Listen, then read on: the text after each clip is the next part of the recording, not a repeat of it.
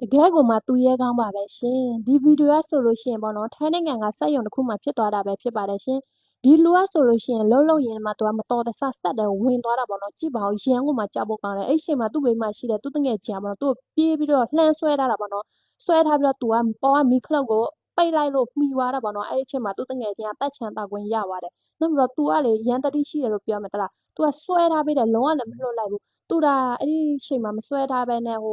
လွှတ်လိုက်မယ်ဆိုလို့ရှိရင်အဲ့ဒီအချိန်မှာအဲ့ဒီကိုဘဝကလည်းမတွေးရဲစရာပဲပေါ့နော်ကြည့်ပါဦးနောက်ပြီးတော့ तू ကတော်တော်သတိရှိတယ်လို့ပြောမယ်တလားတွန်းတို့လိုမျိုးဆိုရင်ပေါ့နော်ဥပမာဒီလိုမျိုးကြုံလာလို့ရှိရင်ကြောင်တောင်နဲ့ဖြစ်သွားမှာတလားဘာလို့ရမှန်းမသိဘူးလေကြောင်သွားမယ်အဲ့လိုမျိုးပေါ့နော်အဲ့ဒီကိုကအရန်သတိရှိတယ် तू ကအပေါ်ကမီခလုတ်တန်းပြီးတော့ပိတ်လိုက်တာတဲ့သူ့တငယ်ချင်းကိုဆွဲပြီးတော့မှအဲ့ကြောင့်မလို့ထိုင်းနိုင်ငံမှာလှုပ်လှုပ်နေတဲ့ရွှေမြန်မာတွေပေါ့နော်